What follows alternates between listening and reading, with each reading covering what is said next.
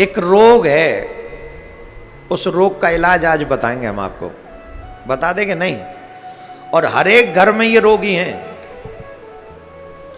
जिस रोग की मैं चर्चा कर रहा हूं आप लोग सुन रहे होंगे, इसको आज कल में ही अपलोड कर देंगे अलग से बना के, अच्छा रहेगा। सब लोग गारंटेड इलाज है इसका, और इस रोग के रोगी हर एक घर में हैं, ये भी मैं गारंटी से कह सकता हूं।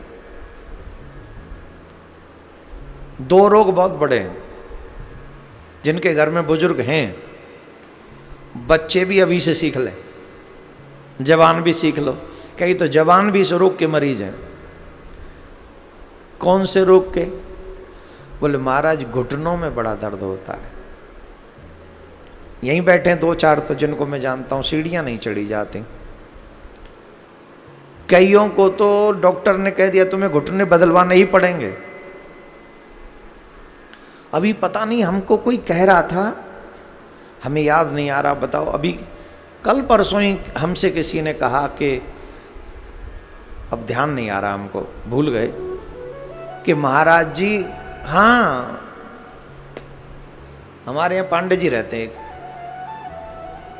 पांडे जी रहते हैं, उनकी पत्नी बहुत भजन करती हैं। तो जब वो उठी तो भजन कई घंटे हो गए करते करते, उनका जो घोंटू था ये आगे की बजाय पीछे हो गया, ये बैठे बैठे। बोले अब क्या करें? तो दुख हुआ। बोले हमें हमारे गुरुजी पे भरोसा, अभी ठीक हो जाएगा। बोले डॉक्टर पे चलो, बोले नहीं चले। विद इन सम टाइम उनका घोंटू बिना डॉक्टर के यहाँ जाए अपने आप ठीक भी हो गया, वहीं आ गया वो जहां था। तो ये विश्वास है उनका। अगर आप इस विश्वास को जो मैं बताने जा रहा हूं, निश्चित तौर पर आपके घुटनों के दर्द और कमर का दर्द, ये कमर में, और मोस्टली आपको ऐसे लोग मिल जाएंगे महाराज कमर में बैठा नहीं जाता है, और कई लोग मिल जाएंगे कि हमारे घोंटू में दर्द है। बड़ा सटीक उपाय बताने जा रहा हूं। अगर आप ये उपाय कर लेंगे, आपके घुटनों का दर्द, जो डॉक्टर कह चुके हैं घुटने बदलवाने पड़ेंगे, या घुटनों में गैप आ गया है, या घुटनों की और कोई समस्या है, हमेशा हमेशा के लिए समाप्त हो जाएगी अगर आप ऐसा कर लें तो। बोले करना क्या होगा? पहली बात तो है तुम्हें विश्वास रखना पड़ेगा। हमारे पुराणों में एक बात समझ लें, शिव पुराण में ये पूरा ज्ञान है। जिन लोगों को हमारे पुराणों पर और हम पर भरोसा नहीं है, वो पहले इस बात को सोचें कि आज इतना मेडिकल सिस्टम होने के बाद भी व्यक्ति रोगी क्यों है और जल्दी मरता क्यों है। पहले इतना मेडिकल सिस्टम नहीं था, बावजूद इसके रोगी नहीं था, बावजूद इसके वो जल्दी मरता नहीं था। वजह क्या थी? रीजन क्या था? क्योंकि उन ऋषियों पे उनका ज्ञान था। वो जड़ी बूटी पत्तियों से अपना इलाज करते थे और वो ठीक रहते थे। सबसे पहले सनातनियों को इस बात पे भरोसा रखना पड़ेगा कि हमारे ऋषियों का ज्ञान बड़ा बड़ा बहुत बड़ा है। अब आप मानेंगे नहीं, उपाय बताऊं। एक रीजन, कल निर्जला एकादशी कौन कौन रहे? जब रात के 8-9 बज गए, फिर कैसी बीत रही थी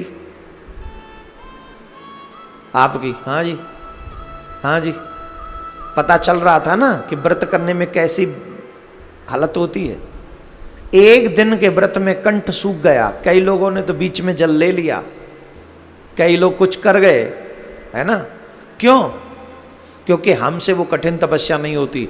और अब गर्व जो व्रत किए हैं एकादशी का, उन्हें पता चला होगा कि हमारे ऋषि मुनि कितने तपस्वी होते थे, जो हजारों हजारों वर्ष बिना एक बूंद लिए, जल की एक बूंद लिए तप करते थे। तो उन्हें पता चला होगा उन ऋषियों का बोध, उनका ज्ञान हम सबके कल्याण के लिए कितना महत्वपूर्ण है। उन्हीं वेद व्यास जी ने शिव पुराण में ये लिखा है, गारंटेड आप अगर ऐसा कर लेंगे, घुटनों का दर्द, कमर का दर्द, मैं तो और एक कदम आगे बढ़ जाऊं, जोड़ों का दर्द भी इस एक उपाय से समाप्त हो जाएगा। और उपाय कोई बहुत बड़ा नहीं है। उपाय क्या है बताएं कि रहने दें?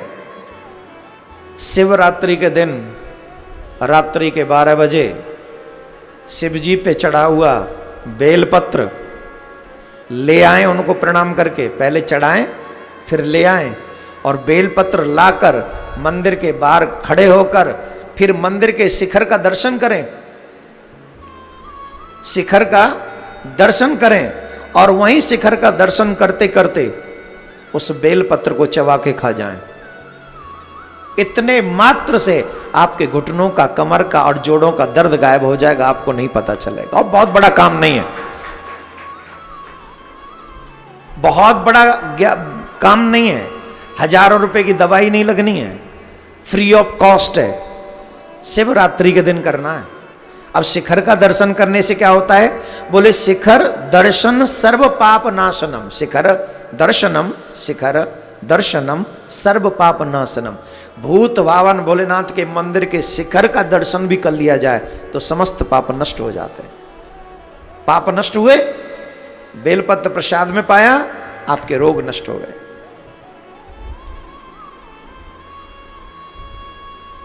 आपके घुटनों का और कमर का और जोड़ों का दर्द डेफिनेटली नष्ट हो जाएगा 100%।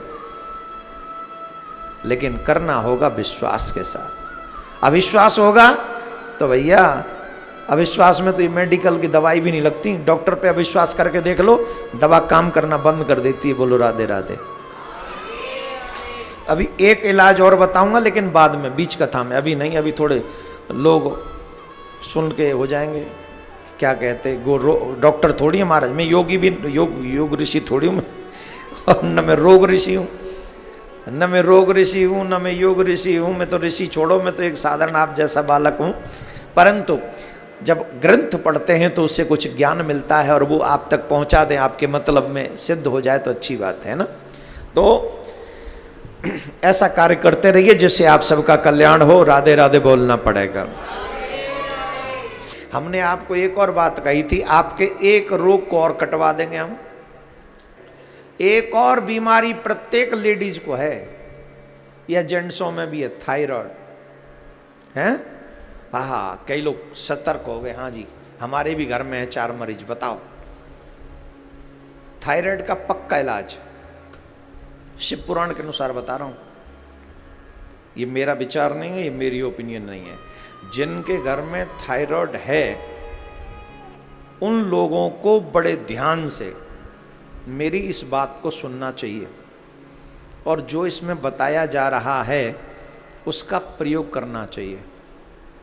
प्रयोग करेंगे, निश्चित आपको बहुत बड़ा लाभ मिलेगा। बता दें, सुनो।